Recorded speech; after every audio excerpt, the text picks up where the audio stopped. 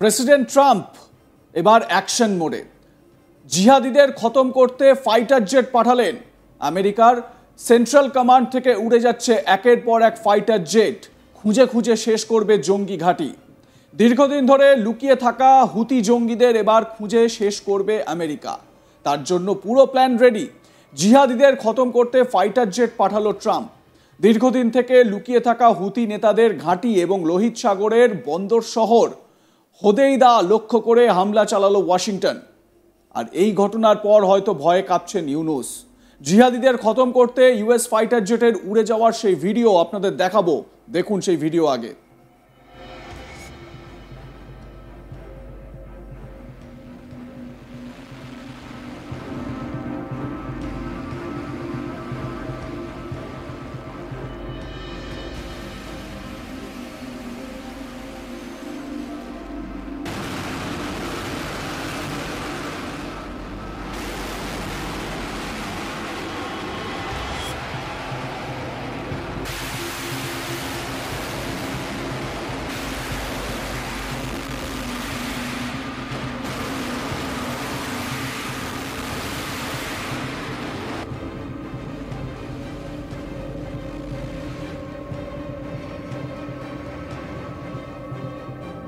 পুরো rough and tough action মোডে US air force, দেখতে পাচ্ছেন সেই ছবি। হোয়াইট হাউসের তরফ থেকে এই ভিডিও পোস্ট করা হয়েছে। এটি সেন্ট্রাল কমান্ড থেকে এই ফাইটার জেটগুলো উড়ে যাচ্ছে। ইরান বেসড যে হুতি জঙ্গি গোষ্ঠী আছে তাদেরকে খুঁজে খুঁজে, তাদের ঘাঁটি খুঁজে খুঁজে শেষ করবে এই পণ করেছেন ডোনাল্ড ট্রাম্প। সেই কারণেই এই তৎপরতা। এ বিষয়ে পোস্ট করে ইউএস প্রেসিডেন্ট ডোনাল্ড ট্রাম্প লিখেছেন, আমি ইউএস সামরিক বাহিনীকে ইয়েমেনে হুতি সন্ত্রাসীদের বিরুদ্ধে শক্তিশালী সামরিক পদক্ষেপ গ্রহণের নির্দেশ দিয়েছি। তারা জলদস্যু সন্ত্রাসবাদের বিরুদ্ধে নিরলস অভিযান চালিয়েছে। জো বাইডেনের প্রতিক্রিয়া অত্যন্ত দুর্বল ছিল, বা জো বাইডেন অত্যন্ত দুর্বল ছিলেন, তাই হুতিরা এগিয়ে যাচ্ছিল। 1 বছরেরও বেশি সময় ধরে সুয়েজ খাল, লোহিত সাগর বা এডেন উপসাগর পার হয়ে ইউএস বাণিজ্যিক জাহাজ নিরাপদে যাত্রা করেছে। 4 মাস আগে লোহিত সাগর দিয়ে আমেরিকান যুদ্ধজাহাজ পার হওয়ার সময় হুতিরা একাধিকবার আক্রমণ করেছিল। সম্প্রতি হুতিদের সঙ্গে আমেরিকান আর্মির লাগাতার যুদ্ধ চলছে। 18ই মার্চ এক বিবৃতিতে হুতি সামরিক মুখপাত্র ইয়াহিয়া সারিয়া কোনো প্রমাণ ছাড়াই দাবি করেছেন যে তাঁরা লোহিত সাগরে ইউএস বিমান বাহিনী রণতরী ইউএসএস হ্যারি এস ট্রুম্যানের উপর তৃতীয়বারের মতো হামলা চালিয়েছে। তিনি আরও বলেন যে ইউএস ডেস্ট্রয়ারকে লক্ষ্যবস্তু করা হয়েছে এবং তিনি প্রতিশ্রুতি দিয়েছেন যে হুতিরা তাদের দেশের বিরুদ্ধে আগ্রাসন বন্ধ না হওয়া পর্যন্ত, বা না করলে, লোহিত সাগর এবং আরব সাগরের সকল শত্রু লক্ষ্যবস্তুকে তাদের আক্রমণ চালিয়ে যাওয়া হবে। দেখুন আমেরিকার অ্যাকশন মোড।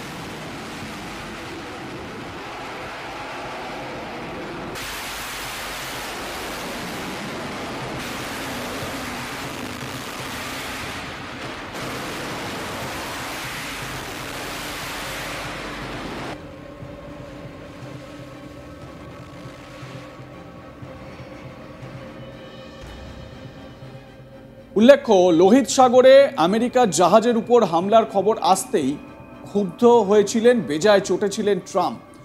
সেই সঙ্গে তিনি মিলিটারি অ্যাকশনের নির্দেশ দিয়েছিলেন।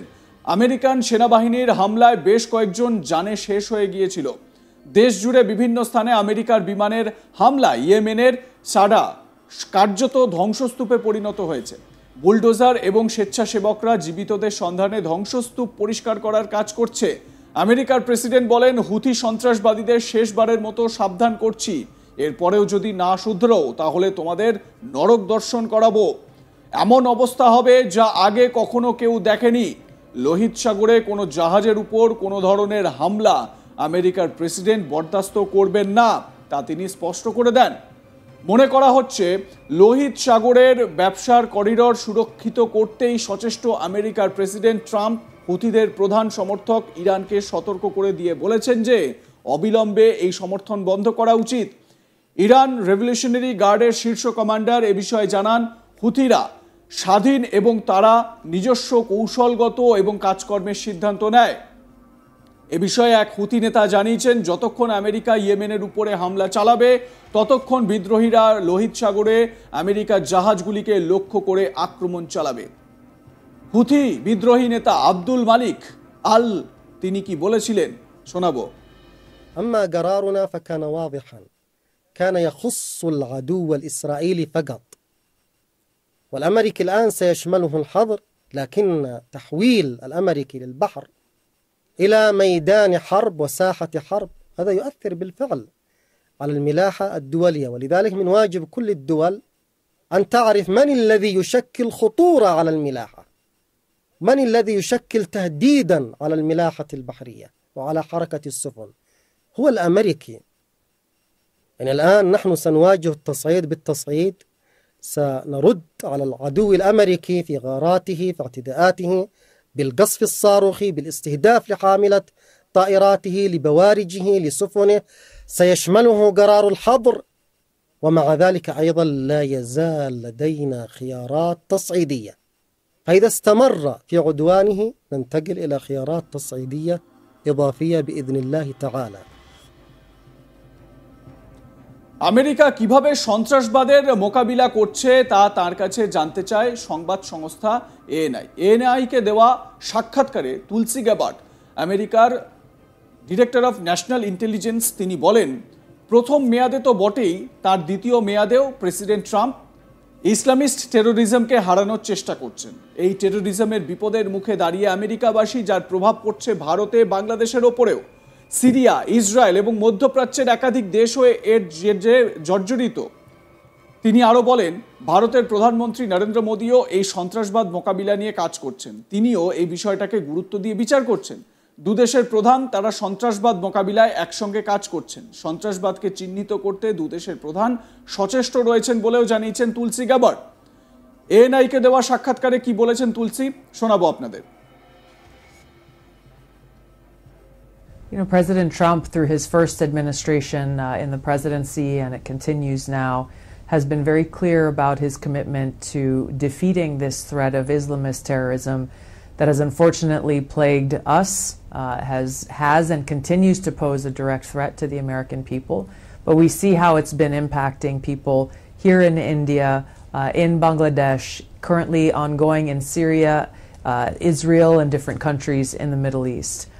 So this is a threat that I know Prime Minister Modi also takes seriously, and one where the leaders of our two countries will work together to try to identify and defeat that threat.